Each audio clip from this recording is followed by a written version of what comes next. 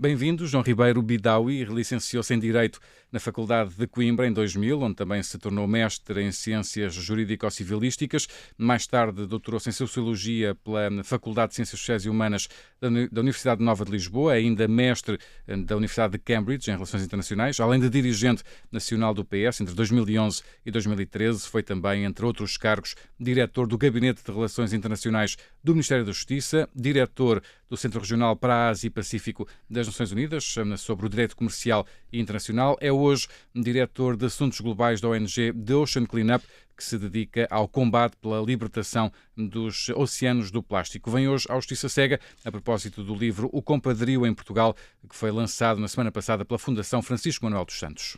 Diz logo na introdução do seu livro que sempre teve pedidos de Cunha e numa dessas vezes recorda-se perfeitamente de ter sentido uma profunda indignação consigo mesmo. Que tipo de Cunha foi e o que é que aconteceu? Foi uma Cunha muito corrente, que foi alguém a pedir um emprego, alguém que precisava de vir para Lisboa por razões familiares, e eu, de facto, facilitei esse acesso a esse emprego de qualidade, passei o currículo, fiz o pedido, e essa pessoa conseguiu esse emprego de qualidade em funções públicas, retrospectivamente, enfim, é algo de que não me orgulho de maneira nenhuma e senti alguma indignidade. O João já tinha deixado a ideia que vou descrever a seguir no seu livro Anatomia da Cunha Portuguesa, que é um resumo da sua tese de doutoramento. A ideia de que Cunha é uma espécie de nova norma social, incontestada, igual ao compadrio, e que leva, ou pode levar, inevitavelmente, à corrupção. É um pouco como começar no charro e acabar na heroína. Estamos mesmo viciados na Cunha? Talvez não é viciados, mas há um sentimento de impunidade e, portanto, o compadrio é o caldo de cultura, é o pano de fundo, são as ligações, as relacionalidades que depois permitem meter as cunhas, com menos vergonha, com mais à vontade, e quanto maior é o compadrio, quanto mais ele é aceite e quanto menos impunidade houver, mais fácil é às pessoas sentirem-se à vontade para fazer os pedidos e para o fazerem. Depois há até enfim, muitos dos entrevistados na investigação diziam, bem, se não for eu a pedir, outros pedem. Toda a gente pede. Baseou-se numa série de entrevistas que fez. Um conjunto de uma amostra muito representativa de quem tem acesso ao espaço público, de vários tipos de atividades, jornalistas, presidentes de Câmara, membros de juntas de freguesia, enfim, um conjunto de pessoas, e há esse entendimento que há um sentimento de impunidade, todos fazem e, portanto, por que não também fazer e pedir. Certamente que não somos o único país com um sistema de compadrio institucionalizado. O João detectou situações semelhantes noutros países? Sim, não, esse é um mito, não é? Nós às vezes, seja nas conversas de café ou até na televisão, em comentariado, dizemos só em Portugal ou em Portugal. Não, quer dizer, estes mecanismos existem em várias sociedades. Existem em França, há o piston, o passe de roi, que é muito conhecido, há até um artigo muito na imprensa francesa que diz que é um desporto nacional, portanto os franceses também acham que é só em França. Há o jeitinho no Brasil, com certeza, mas há também o string pulling nos Estados Unidos, o brokerage e o patronage no Reino Unido, embora aí por outras razões, há uma menor densidade regulatória, há também questões ligadas à ética protestante, enfim, que a relação entre o indivíduo e o coletivo é diferente, mas existem sempre estes mecanismos de passar à frente, ter acesso e beneficiar do privilégio da posição que se tem. E isso é recorrente em várias sociedades. Há depois coisas um pouco mais elaboradas e muito interessantes para quem tiver interesse em estudar estas coisas, que é o Guanxina-China, que é um sistema muito mais estruturado, com regras muito estabelecidas relativamente à antiguidade, à idade, à posição social e económica, mas também existe. Portanto, é uma forma das sociedades se organizarem, de tentarem ter acesso ao melhor que querem para si, e obviamente que têm a tendência para ser mais forte, mais intenso, quanto menor for o contrato social, ao menos forte for o contrato social e o consenso em torno desse contrato social. Portanto, representa sempre uma degradação daquilo que é a construção constitucional, jurídica, de Estado de Direito, de igualdade de oportunidades.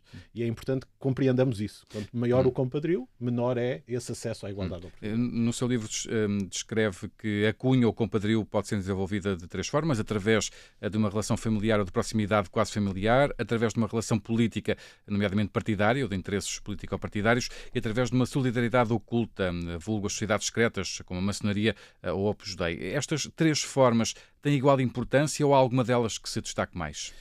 A proximidade familiar, e aqui familiar tem que ser entendido em termos de proximidade filial, de relação próxima, esta relacionalidade talvez seja a mais presente, é mais difícil de identificar.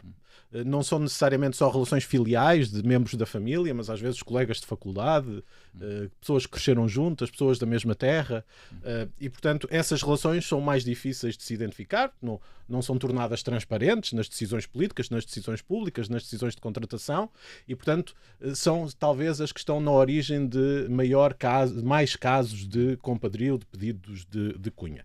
A afinidade política é talvez mais grave do que essa, porque aí as pessoas estão em posição de desempenho de funções públicas e têm responsabilidades. E pode haver um desvio de funções, por exemplo. Precisamente. E, portanto, aí a afinidade às vezes nem tem a ver só com ser do mesmo partido, tem a ver com confluência de interesses estratégicos. Às vezes pessoas de diferentes partidos fazem essa troca de favores. Aliás, há um caso que está em investigação em Lisboa, enfim, que mostra esse tratamento através das linhas dos partidos, dessa afinidade de interesses chamado Bloco Central, digamos assim. Bloco Central, enfim, depois se formos às câmaras municipais de outros partidos, também vemos essas confluências. É importante nesta conversa, e o objetivo do livro é começar esta conversa sobre o compadrio de forma mais transparente e aberta, não dizermos que é este partido ou aquele partido. Este problema é um problema nacional da nossa comunidade e é como tal que deve ser encarado. E já agora deixe-me só perguntar-lhe, pode haver aí uma relação entre estes vários fatores, ou seja, podemos ter uma relação, a questão familiar ligada a uma questão política,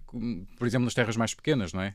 Claro, porque a relação familiar... É importante haver essa relação prévia. Essa relação prévia sempre, que confere um espaço de confiança tática, confiança estratégica, para que a pessoa se sinta à vontade para fazer o pedido. O governo do PS de António Costa ficou muito marcado pelo chamado caso do Family Gate, em que não só os ministros tinham relações familiares entre si, como também as relações familiares marcavam as nomeações que eram feitas por os gabinetes ministeriais e para institutos e empresas públicas. Pode dizer que este foi um caso clássico de compadrio?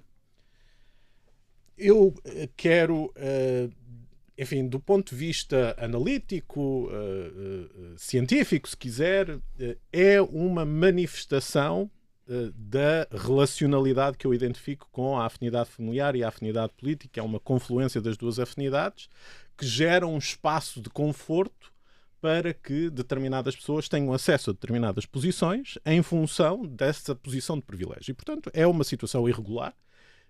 É uma discussão difícil, porque já não quero centrar só no governo de António Costa. O meu livro também identifica casos no governo regional da Madeira. Há casos em outros partidos, não há dúvida nenhuma sobre isso. Há vários casos em câmaras municipais. No tempo do cavaquismo também houve vários casos destes. Claro, e é importante não pessoalizarmos. Isto não tem a ver com as pessoas em si, com as suas capacidades, que esse é também um problema nestas conversas, é que imediatamente o argumento de reação é mas a pessoa tem enormes capacidades. Não é isso que está em causa. O problema é que esta tendência de ignorar que quando se chega a essa posição e se tem esse acesso, isso é o resultado de um longo percurso de afinidades. A pessoa cresceu num meio familiar, num meio de acesso a conversas políticas, criou amizades, almoçou junto ao sábado à tarde, passou férias junto. Tudo isso cria uma afinidade e uma confluência que cria uma situação de privilégio de acesso. E ao confirmarmos o acesso, dando acesso a esses lugares às pessoas, porque não só sabemos que elas são capazes, mas porque temos a confiança pessoal nessas pessoas, nós estamos a reproduzir desigualdades. E é isso que temos que entender, e a meu entender, quem está em situações dessa natureza deve recusar-se a aceitar esses cargos.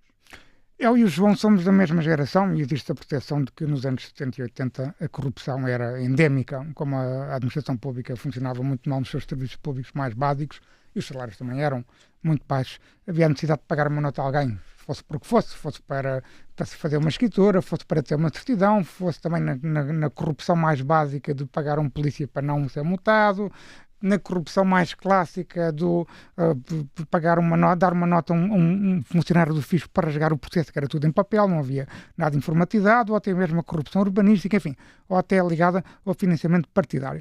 Qual é a sua percepção? evoluímos ou continuamos na mesma com uma corrupção endémica? Eu diria que esses gestos da nota, não é, do pagar ao polícia, eu penso que essas coisas desapareceram, mais ou menos. Enfim, pode haver uma outra exceção em algum serviço público. Não acredito, sinceramente. Acho que já não estamos nesse estado. Portanto, desse ponto de vista, evoluímos. Eu ainda me lembro, eu era miúdo e os meus pais eram contabilistas de um restaurante em São João da Madeira. Esse restaurante já fechou, portanto posso partilhar a história. Mas lembro-me que no Natal o restaurante fazia encomendas de caixas de vinho e caixas de whisky para distribuir por vários serviços. Pela esquadra de polícia, para os polícias não multarem os clientes que punham o carro em cima do passeio, pelas finanças, pela conservatória, e era uma distribuição natural. Mas também me lembro nas escolas, muitas vezes, muitos pais enviarem cabazes de Natal aos professores. Eu não sei se isso ainda acontece, mas acho isso completamente intolerável, mas lembro-me disso acontecer no passado. Portanto, eu diria, os casos da nota talvez tenham desaparecido. Também vivemos uma sociedade muito mais informatizada e, portanto, o acesso a serviços públicos em muitas dimensões tornou-se mais informatizado, deixou de haver intermediário. Portanto, desse ponto de vista, alguma coisa evoluiu. Mas eu penso que ainda está muito presente e vê-se todos os dias pessoas a queixarem-se de, nos serviços públicos, muitas vezes, terem que recorrer a mecanismos alternativos para acelerar processos. E quando vemos o índice de percepção da corrupção, da transparência internacional, Portugal não evoluiu nos últimos 10 anos. E, portanto, isso é um indicador.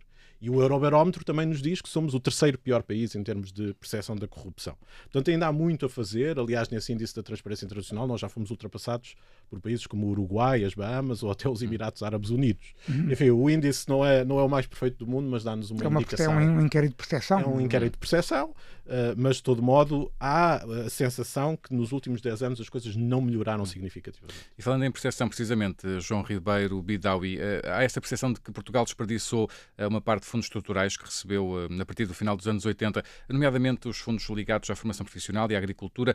Têm existido alertas, ouvimos já aqui até no Justiça Cega, o think tank da Procuradoria-Geral da República, que acompanha o risco de fraude na utilização de fundos estruturais, a dizer que não há um sistema eficaz de risco e de reporte de fraudes. Estamos ou não mais bem preparados para não repetirmos erros do passado no que respeita a esta questão da corrupção e dos fundos comunitários? Não estamos bem preparados. Aliás, o PRR, que vai ser, e é importante repetir isto, porque eu acho que a maior parte dos portugueses não o têm presente, é a maior transferência da história de Portugal, de fundos para Portugal. Nunca Portugal recebeu de nenhuma outra fonte tantos fundos. E, portanto, é uma injeção no tempo do cavaquismo. Não há comparação possível nos valores que estamos a falar. Enfim, há uma redução agora por causa da inflação, mas, de todo modo, é uma grande transferência. Eu disse, aliás, no contexto de trabalhos da SEDES, do Congresso da SEDES, que o PRR, mais do que ser uma lista de compras, devia ser uma oportunidade de transformação social e cultural para reforçar precisamente a capacidade de gerir dinheiros públicos, que os fundos possam ser utilizados com integridade e que o plano devia integrar formas de fiscalização, de monitorização e de assegurar a sua correta utilização. E isso passa por várias coisas. Passa por dar mais dinheiro a organizações como a Transparência e Integridade ou a All for Integrity, assegurar que estas organizações podem ter presenças em cada concelho que possam monitorizar a utilização destes fundos e, sobretudo, ter noção que menos do que tolerância zero à má utilização do dinheiro dos impostos pagos por milhões de europeus, porque às vezes parece que nos esquecemos, dizemos que o dinheiro vem da União Europeia. Não, o dinheiro vem das contribuições de impostos de milhões de europeus, tão ou mais pobres que os portugueses, em alguns casos, e, portanto, é o mínimo de decência que haja tolerância zero à utilização indevida deste dinheiro. Não nos podemos comportar como uma espécie de vigarista que vigariza o turista que vem a Portugal. Quer dizer, não pode ser essa a atitude tem que ser absolutamente exemplar. E devo dizer, aliás, o primeiro-ministro António Costa, tendo as ambições que tem a nível europeu, este será um ponto absolutamente essencial na construção de qualquer candidatura a cargos europeus. Uma das grandes questões do combate à corrupção em Portugal prende-se com a eficácia da justiça. Nós aqui no Justiça Cega perguntamos com muita regularidade a advogados, juízes, procuradores, opiniões sobre medidas concretas que existem nos países europeus, noutras jurisdições da União Europeia, e vemos sempre um grande conservadorismo na resposta a essas ideias. Parece que uma ideia normal num Estado da União Europeia, parece que não é aceitável em Portugal, como se nós tivéssemos aqui uma justiça que fosse a melhor do mundo. Parece que a nossa comunidade jurídica acredita nessa utopia. Consegue perceber este conservadorismo? Consigo. Porquê? Explica-me. Não estava à espera desta resposta.